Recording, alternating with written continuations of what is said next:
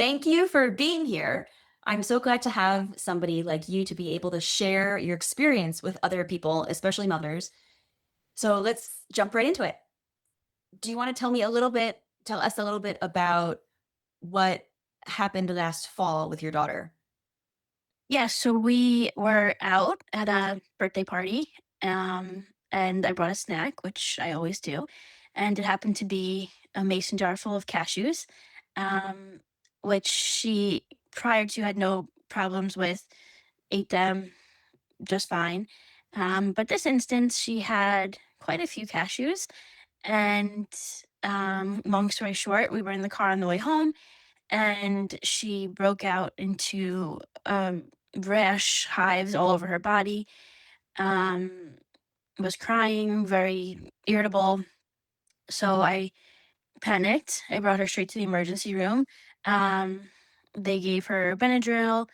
Thankfully, it cleared up pretty quickly. Um, and that was the beginning of our road to a cashew allergy. I remember hearing about that the first time you're telling me, and so scary. So what happened? What happened after that? What were you thinking after the day after? So everything was running through my head with, I've never dealt with allergies. I don't have allergies. No one in my family ever really had a food allergy. So this was all kind of very new to us, and scary, of course, especially with, at the time she was 1.5. So it was scary, to say the least. Thank you for sharing that. What so y- I we we were close and I was telling you about this method. What's something that made you perhaps maybe not want to go through with this method when I first brought it up? So, of course, I took her to an allergist shortly after it happened. We got blood work done, which confirmed um, that she did, in fact, have this allergy. Um, and I was in the doctor's office, and he's telling me about, treatments that he can do, and basically made it seem like that was our option. It was either that or stay away from cashews for the rest of her life. So after hearing about this, I was intrigued, of course. Um, and the treatment in the doctor's office is very intense. You have to go to the doctor's office every week. You're there for at least an hour. Um, and with an 18-month-old at the time, and then, of course, we had a newborn also. It just wasn't a realistic idea to be going to a doctor's office once a week for an hour at minimum. And not to mention, it was not covered by insurance either. So it was just a lot of thinking that had to be done. Sure. And did they say how long you'd have to go for? How many months? They said usually it's about a year.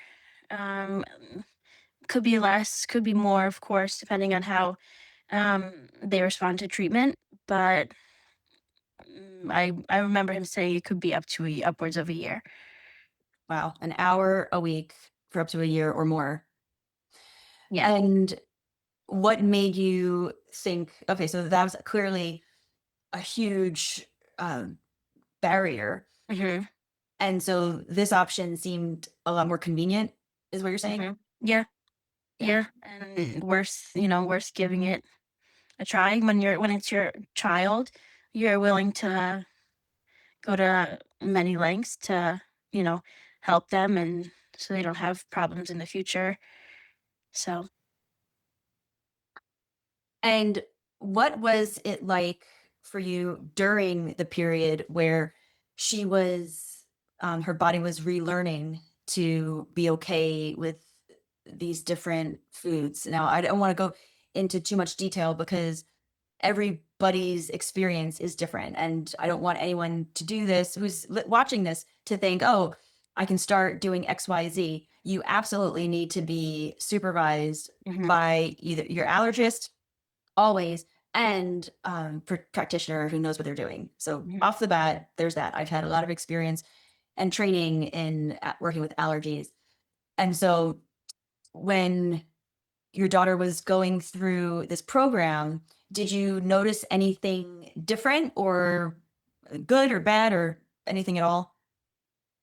Oh, it's hard to say, right? They're babies and they're changing by the day. Um, there's really no given instance where I can say she was really, inconsolable or miserable more than, just normal toddler behavior.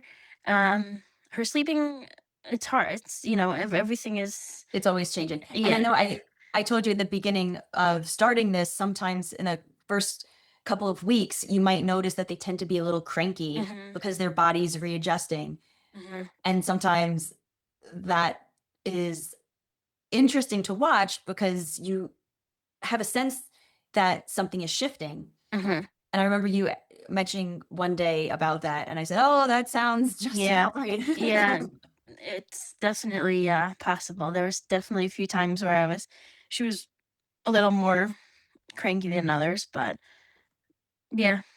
Yeah, just and it tends to have, a couple days in the beginning, just kind of their body is working through this. And so I'll just tell you, listeners, that some parents will find that their child might be a little more moody or a little more sleepy for certain days.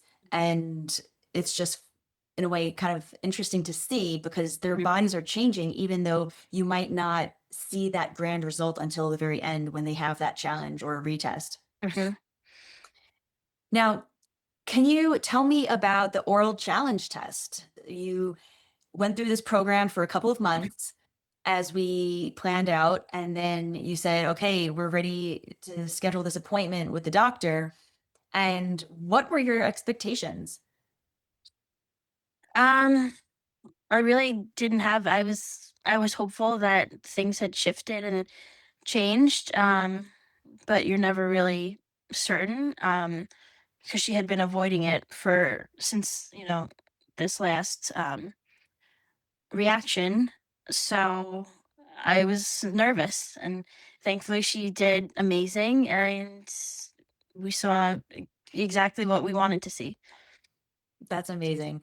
I love being able to share stories like this for people who feel like, just the last season, in fall, thinking this is going to be our life. We have Mhm. to be living in this fear of Mhm. accidental exposure to Mhm. the point where, oh my gosh, it's gone. That's it. Yeah.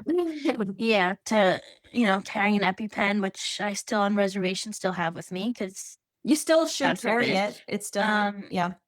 But yeah, and ironically now I have to force cashews down her, and she doesn't even want to eat them anymore. So there's that. But She's 2 years old and she's yeah, learning to like all types of yeah. foods. So she was, you know, in a phase where she was in love with cashews, and now she's, more towards other foods, I guess, because she hasn't had it in so long.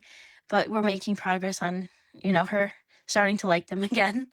And just knowing that you don't have to be Yeah, the hovering peace around of her. mind of, going to a restaurant and they say, "Oh, are there any food allergies?" And you want to be like, "Oh, no, there's none." And then in the back of your mind, you're like, "Well, she does have a cashew allergy." So it's scary.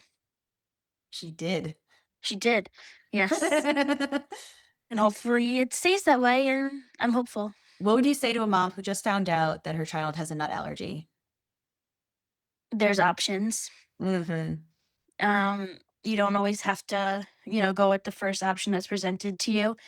Um, do your research and it'll all work itself out. That's perfect. And in one sentence, how would you describe what this did for your family? Mm. It was like a weight lifted off her shoulders. It was no more, having to worry. And with her being such a foodie that she is and coming from a foodie family, um, having her limited in such a way is not something you ever want for your child, any limitation. Um, and this isn't even as severe as some parents' limitations are. Um, so I feel for them, but keep your head up and there's options. That's beautiful. God bless her. God bless you. I'm so grateful Yes. that you're able to share this because we're changing the world here, helping out families, and in just the same way that you were able to have that weight lifted off your shoulders. Thank you. Yeah. And thank you for everything you did to help her and help us. And I'll be forever grateful.